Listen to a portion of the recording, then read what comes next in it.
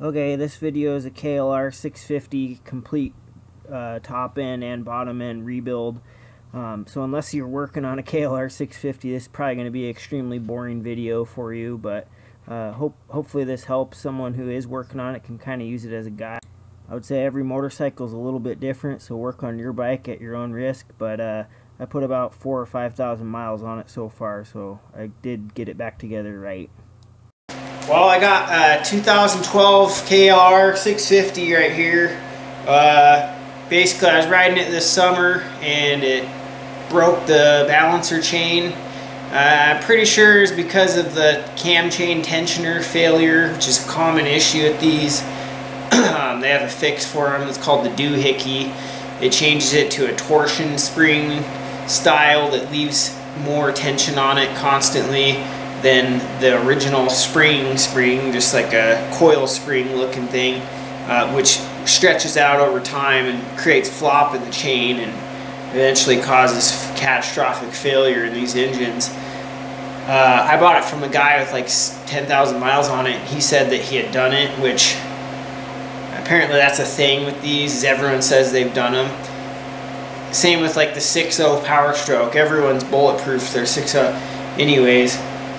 So what I'm going to do is, I was planning on rebuilding the top end anyways. It's got about 15,000 miles on it now, and I'm going to rebuild the top end. I'm going to break down the bottom end and replace the chain and whatever else is broken. I looked at it just briefly. I was real busy in the summer, but now I got time. I'm in the garage. It's winter time, and so I'm going to get started. Basically, I'm going to tear off all the plastics and tank, get everything put away and cleaned for reinstallation, and then we'll just, I'd probably start at the bottom end first, and then I'll work my way up to the top end in case there's something way screwed up and I can't do the top end, you know. So anyway, that's a little backstory. Hopefully we get her fixed. I'm sure I can, so.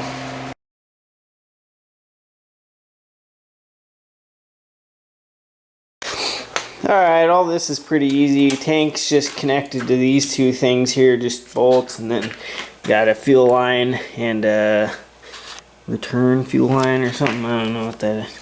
Something. But I took the fairings off. They're connected to the radiator here, this screw, and then two body bolts on both sides. So all that's pretty simple stuff, so I didn't film a whole bunch of that, but keeping it all together over here, organized with the bolts and the screws that correspond to the different parts so I can put it back together later.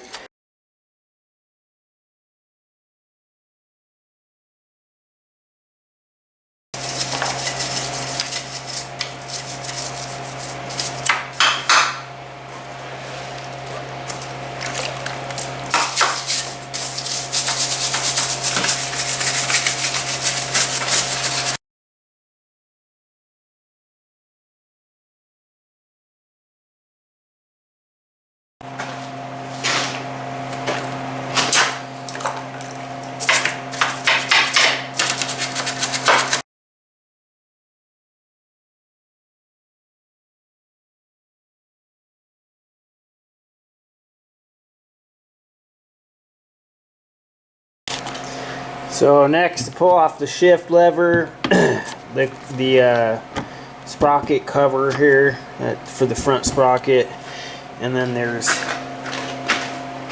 jumped a little ahead here, but this is the stator cover, 8 bolts, or 8mm bolts. There's quite a few of them. Wire it up to this and get access to this. Try to keep these intact. And actually these starter gears came out on the case, the cover, so I'm going to pull them out outside on that, so the dog be on the inside on that. Crazy.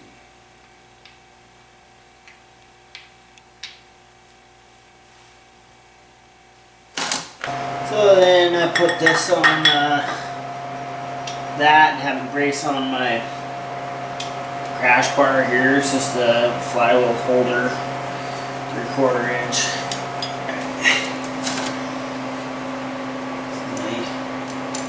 Pull that off.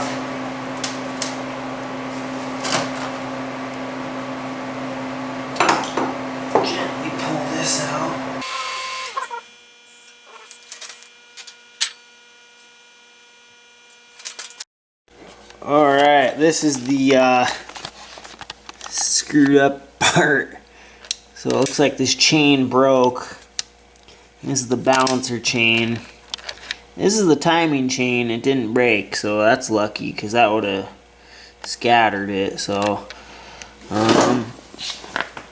it's hard to say, but it looks like yeah, the cover or the guide is ruined. Chain is ruined. I think maybe a couple of these sprockets are probably ruined. Yep, remove this adjustment arm, back it out. Got a washer in there. It's got metal on it. Gotta pull this cover off here.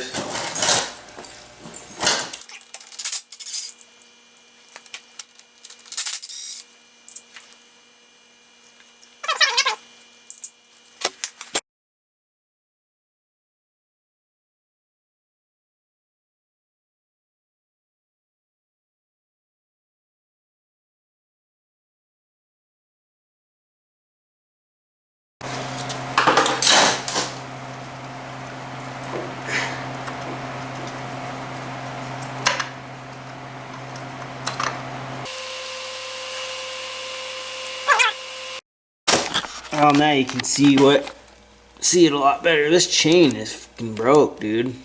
It broke in 2 spots. Look at that. Well, after quite a bit of research and opening up the case and pulling out the gears, determined that I got to pull the motor out. There's just metal that got down into the transmission, and I have no good way to clean it out unless I break down the bottom end. And so all the work, if I was to just fix this and do the top end, all of it would be in vain if the motor has metal in it. So I got to pull the motor out, completely break it down and inspect it and measure everything, and then rebuild it with the new parts. I put this case back on so that I don't get a bunch of stuff in there, but in the Tusk crash bar, it's got these subframe bolts. I'm gonna have to reinstall them afterwards to strengthen up the subframe, but just these guys. Down here, it's got these big ones. That go through, there's 3 bolts right there. They also have spacers. You see that? Spacers, yeah, anyway. And then the final one is this Allen here. Allen on this side, and Allen on this side. Where is it? This side and this side. They come from opposite sides, and that kind of holds it around the neck thing. So pull all that, keep it in a nice neat pile. Hopefully remember how to put that together. I'm just kidding, I will. Alright, so next I'm gonna remove the battery. Just a screw there. Just the terminals, and this comes out. And then the radiator. I've already drained the radiator, but you gotta disconnect these radiator hoses here and work them off on both top and bottom. This, and it should all come off. So.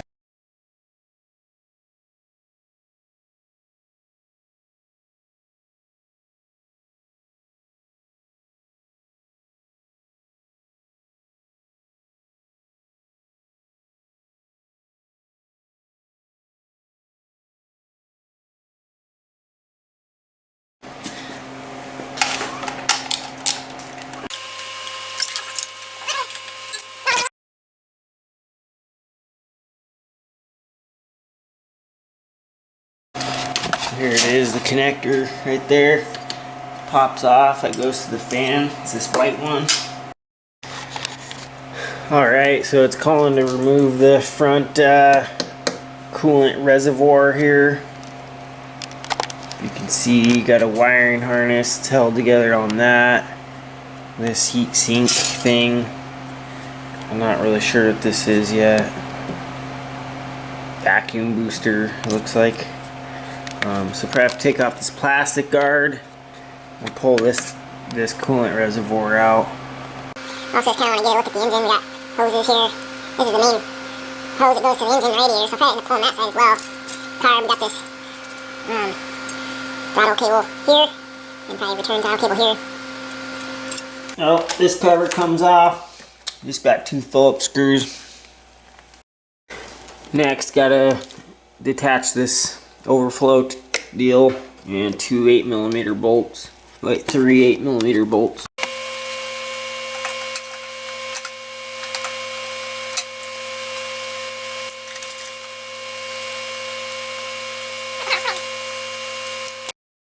Okay, so I took the radiator reservoir off, which I don't think I needed to do. This thing is a frame, and it's held together up here and down here. And then there's just a ton of electrical connectors. So what I think I'm gonna do is put this reservoir back on it once I disconnect the lines, and then that way it should make more sense. Alright, pull these two off. Label this one left from the front. Back here, we'll pull this off. Clip this clip. And that should free it up. Alright, I got this off. Got the vacuum lines off. Down here behind it is this guy. Loosen that. Electrical connector to there. These wrap around the wires to hold them in place. And I put the coolant reservoir back on with two of these bolts, with the other two kind of go onto the frame. So I'm going to put on a plastic bag, tape them on here. This is a whole setup. We got the horn here.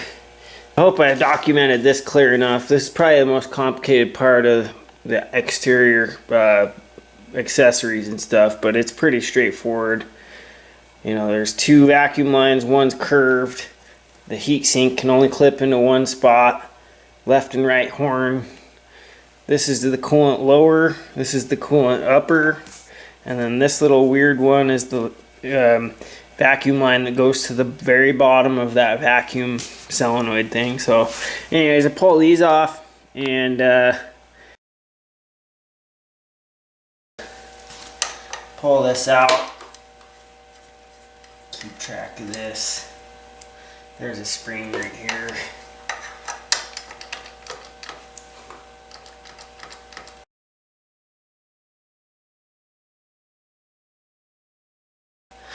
Alright, so I just used a pry bar to pry this out forward. That way it disconnects from there, and then this slides right off. Alright, next, disconnect clutch cable.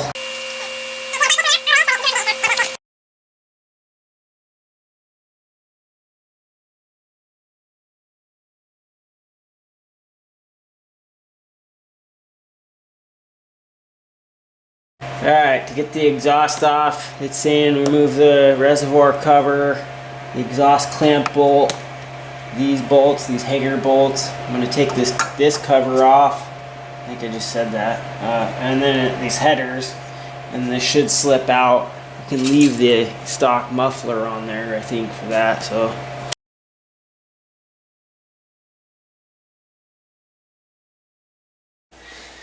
Alright, so it's hard to see, but there's a bolt back here. See right back there, it's an Allen, I think it's a 6, so. Alright, and then there's this one too.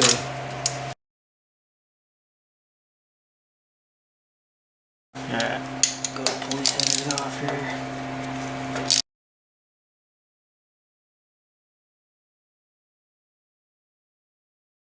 Two of those. Clamp comes undone. Should slide out. Boom. Like that. Real quick, I just want to take this clutch cable mount loose now that I can, because the header's out of the way. And it's showing us here what we have to pull off. It's going to be this manual calls to pull off this cover and starter solenoid and electronics behind there. So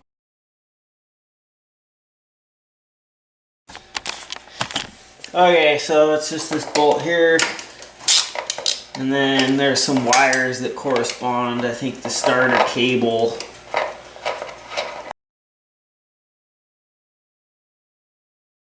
Deal. I got the wiring harness has a plug right here. Plugs into the back of that. And that runs up to some connectors. Looks like we're gonna have to disconnect the starter wire back here, but also looks like this can come off.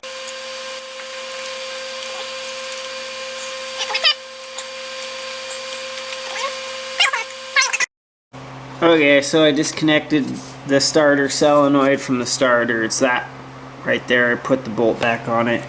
That's just the negative ground for the starter solenoid. Now I can take this whole thing and swing it back out of the way for now. Okay, next step, the manual's saying to remove the starter, which I thought was silly. I thought I could get away without removing it, but it says to remove it, and I'm assuming it's because that way we can remove the carburetor, because that's neck. Time to remove the starter.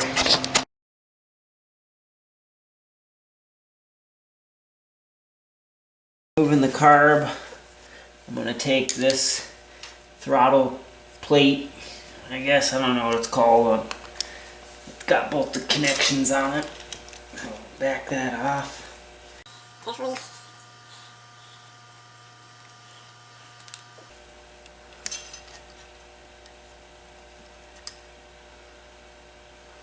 We'll put that back so we don't lose it.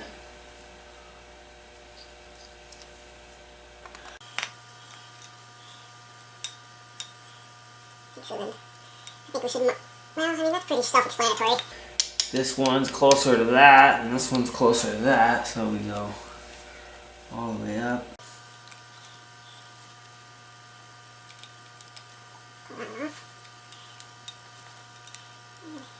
See how it goes? It goes like that. So, it goes round. And then out like that. Set that aside there. Pull the hose clamp on both top and bottom.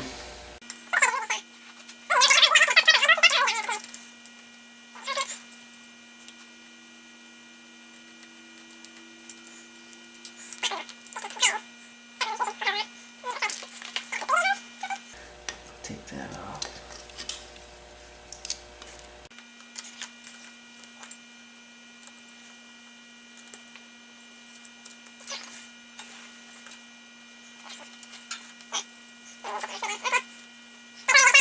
My battery's about to die, but I pulled this breather hose off right here, and then there's the it's hard to see, but it's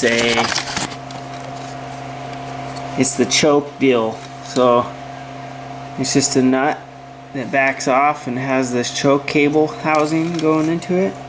This here, so just back that off. Let me see them. You don't know, but my camera's about to die, so catch back up with you tomorrow if it does.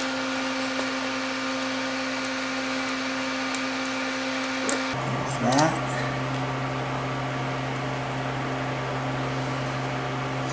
Alright.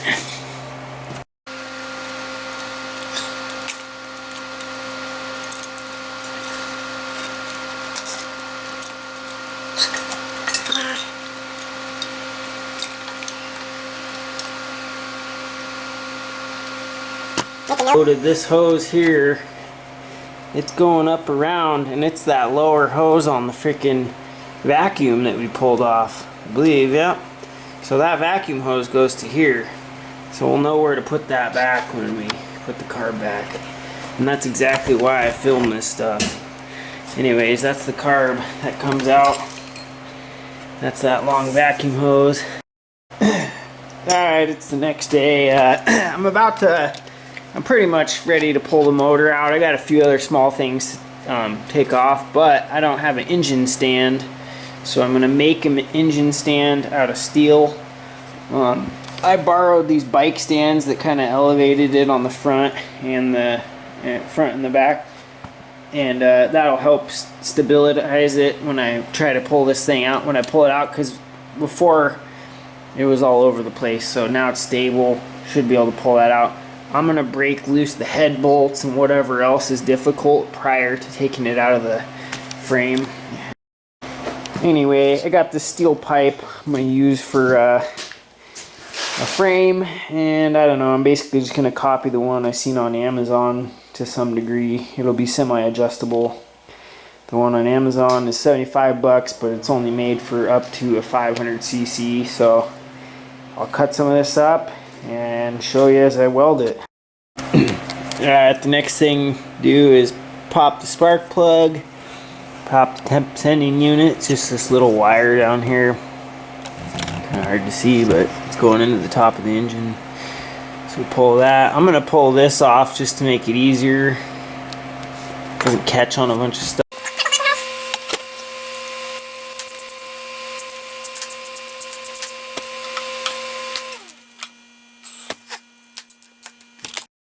Well, we're getting pretty close. I think we're about ready. I want to tie these extra wires and hoses and stuff back.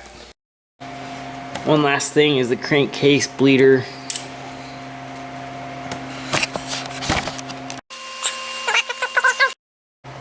We got this wire coming out of the stator case.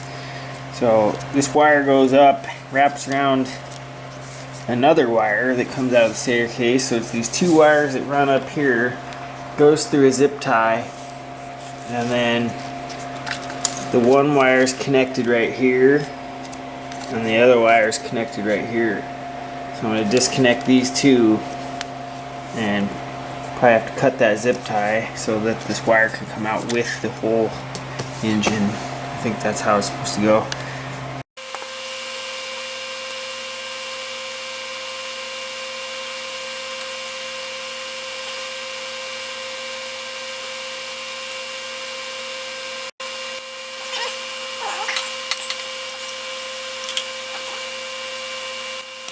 Alright, so that comes out of there, but this part stays on the frame. So these are free.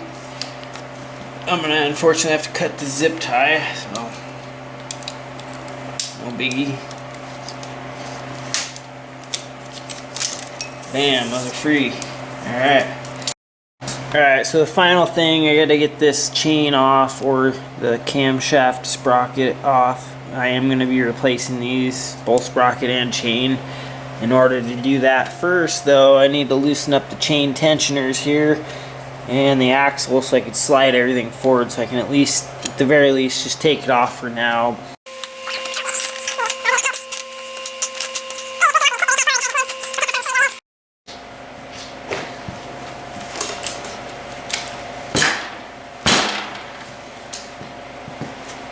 Yep, that did it.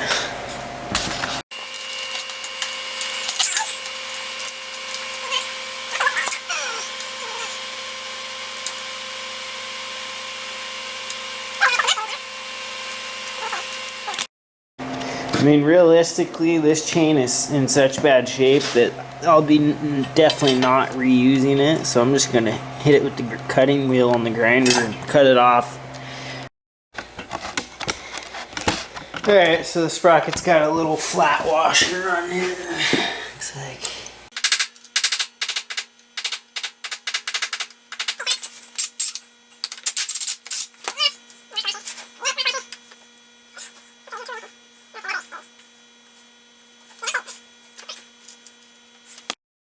Alright, we're ready to pull the motor.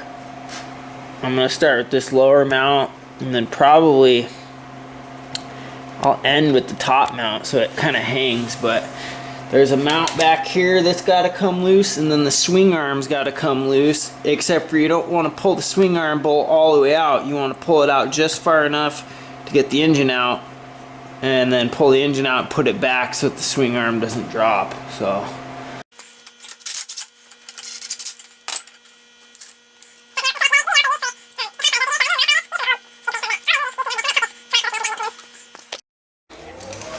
here's the rear bolt we're trying to get at.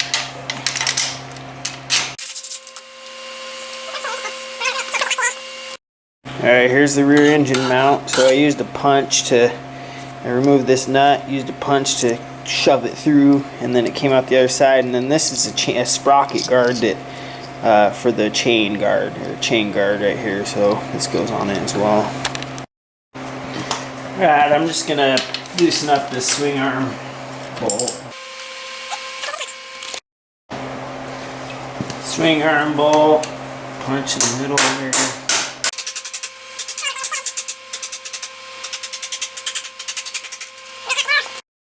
I think that's pretty much out of the frame, or out of the motor, but still holding the subframe up. So doing this top mount here. It appears there is 13.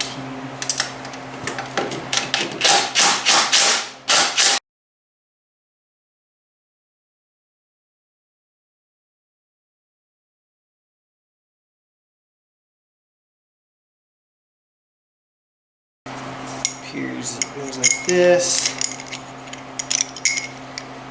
and it.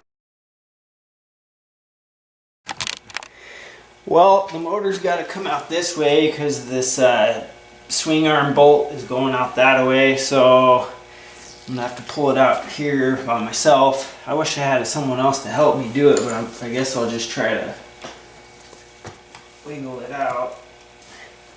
Quite a bit of finagling has to be done on getting this motor out of the frame. I know if you take the valve cover off it helps, but I just didn't want to get a lot of dirt in it. Basically you just got to pry from the back and mess with it quite a bit, but it does fit the way it is. I just had to mess with it for like 15 minutes and finally came out. Well, I got it. What I'm having to do is jack it up so the whole motor kind of turns like that, and then go back here and pry the back from, let's see if you can see it better. This, I had to take a pry bar, so it looks like it's clear now. I think I can, if not clear, it's close.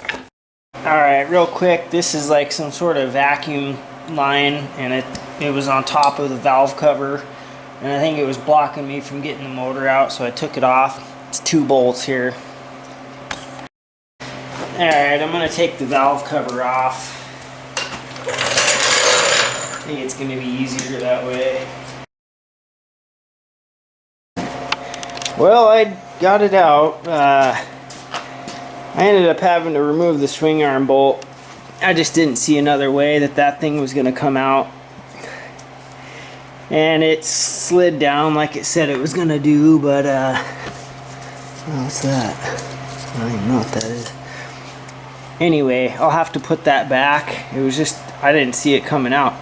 Maybe it's because of my aftermarket progressive suspension or something, but got that. So anyways, I released the swing arm bolt, and then I jacked up the front of it so it kind of pivoted the motor, and then I twisted it out. So far what I got for the stand is, nothing's welded yet, but I was thinking welding these the width of that back one. I can just run a big bolt through that. Alright, after several hours I got a stand thing built. It's hard to see, but just kind of copied the thing I saw on Amazon. They had a smaller one that'll do 500 cc's, but this one wouldn't fit on it. So the big one cost like 290 bucks. So I didn't want to buy that. I had all the steel to make it.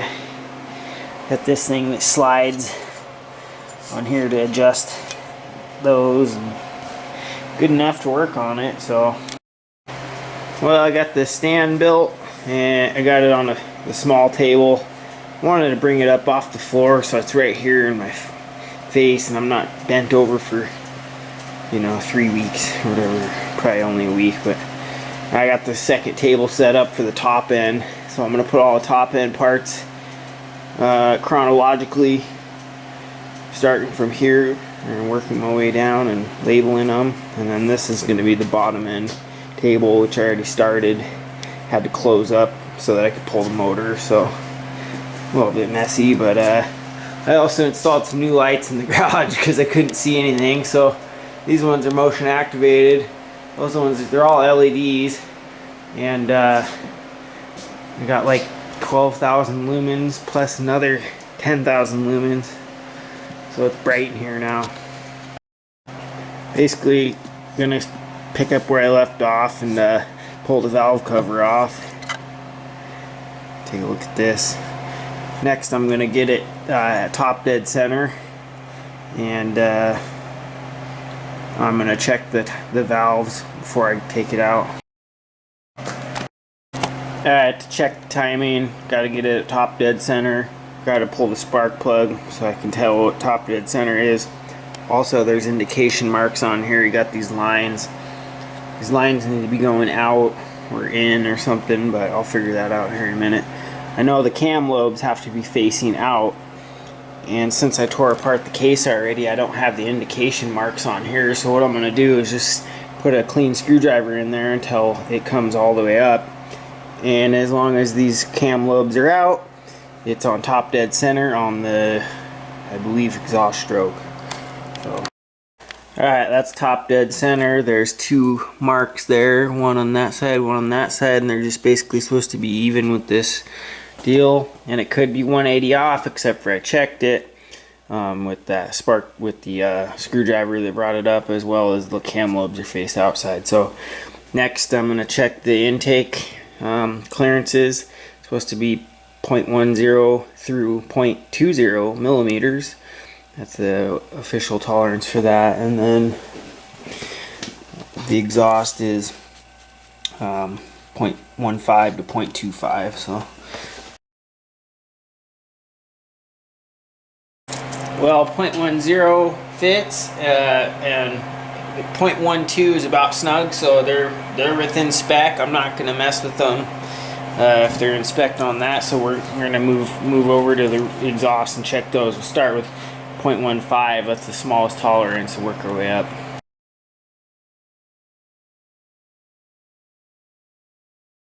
Alright, to pull this head off, we have to loosen this cam chain tensioner center bolt, but not remove it, and then pull these two.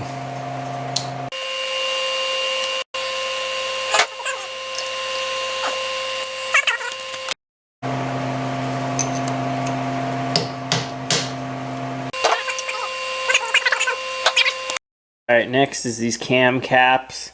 It says to remove them in equal sequences. You know, just be smart. Move back and forth, do it a couple steps so it doesn't warp the machining.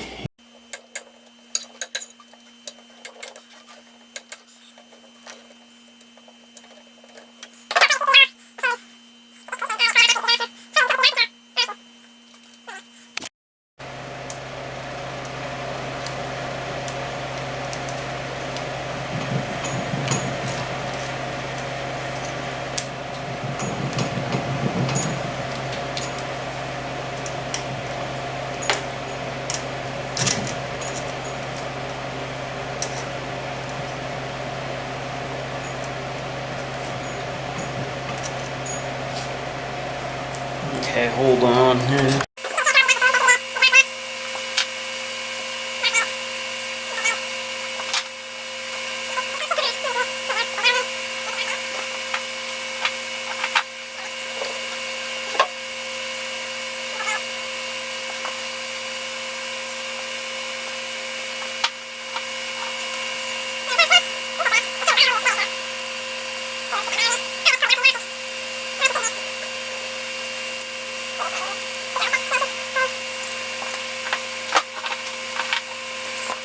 Next is the cam chain tunnel. It's got 3 8mm bolts. Pull that off next.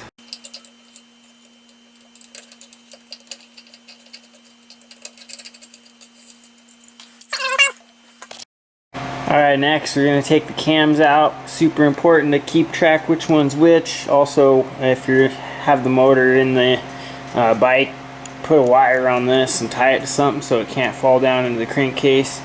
Again, I'm tearing the crankcase apart, so I'm going to try not to do that. But I'll put a piece of tape or chain or something on there so it doesn't fall down anyways. So let's kind of lift these off and finagle them. Just pull them straight up and out like that.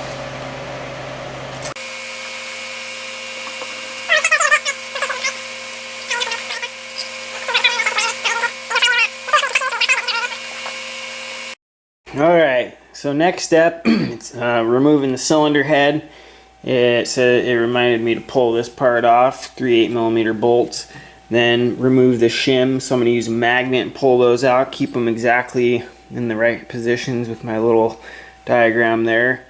And then I think it said something about wedging a pulling up on the lifter and wedging something under it. So I'll look at that when I get there. We'll do these two things first.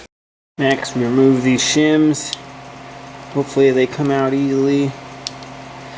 Heard different things about them coming out, so I'll have to put down the camera and get a stronger magnet, but we're basically using a magnet and these little plates are coming off. Yeah, I pulled the whole bucket off, so I guess that works. I don't need to pull the shim off if I can get the buckets out.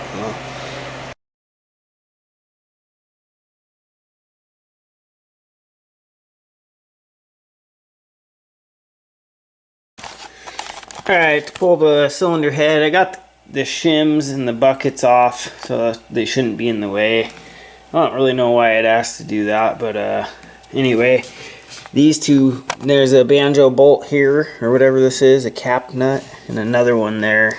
So we got to pull those two off. Alright, I just discovered that this hose is in the way of me getting to this nut, so I'm going to remove this water inlet to the cylinder. Alright, we're all clear to pull the head off. There's 4 bolts here. There. And so it wants you to do them in a cross-hatching pattern in several stages. So probably 3 stages of backing them off.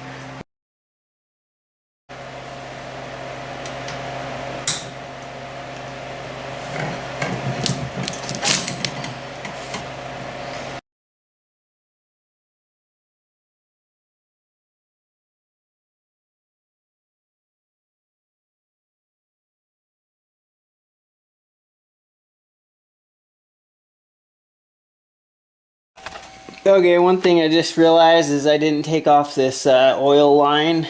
Okay,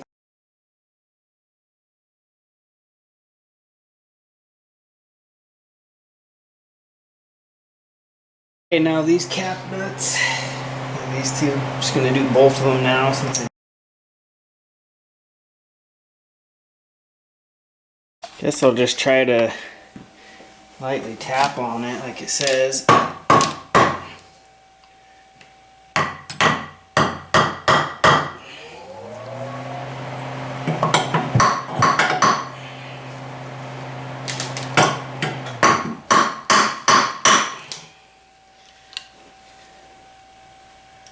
Oh.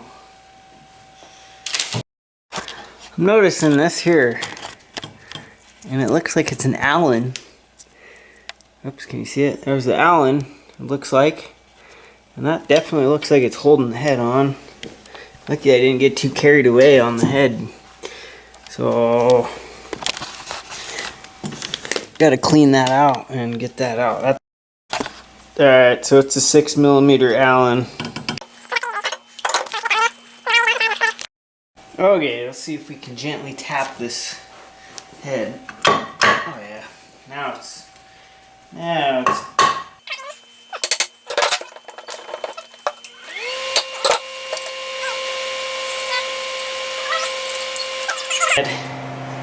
got the head removed, head gasket. Well, those got a little carbon on them, so I'll get those clean and I'll test it. I don't have a pressure tester, but I can do a solvent test. But I think the head's in pretty good shape. Like I said, it's only got 15,000 miles on it, so if I can get away with not redoing the head, I'd be happy, but I'll check it. So there's the cylinder. It's really not too bad. I mean, you'd expect to see some carbon. Alright, I think next I'm going to take this cylinder off. Basically, the manual talks about taking these off, these little cap nuts, which I already did. And it just repeats the same steps repetitively, but it says tap around the base, use some penetrating oil if you need to, and then pull straight up and the pistons would slide out the bottom. So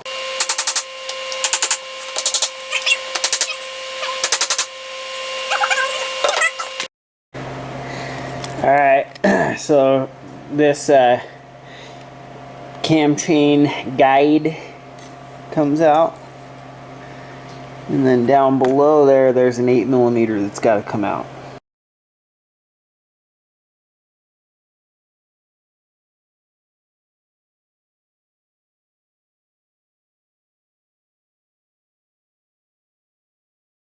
Alright, she's coming. I grabbed the dowel pins out. I didn't want to lose them, so I set those aside. And I suppose you could turn the crankshaft and lower the piston, but it doesn't say to do that, so... Whoa. There it went. Got it off. There's the stock 649 cylinder. It actually looks really good. It's not glazed. There's no deep grooves or anything, really. A little bit of crap from just tearing it apart, but I think that's alright. Well, now that I can actually see the crankshaft, have a look at that. The crankshaft is damaged. Whoops. That is gouges. Major gouges in the crankshaft. Well, taking the piston out, there's this little groove right here, and that's what holds this wrist pin, cotter, whatever, I don't know. But anyways, you have to pry it out with a couple screwdrivers. Pretty easy. It comes out, and then this wrist pin will slide through. So.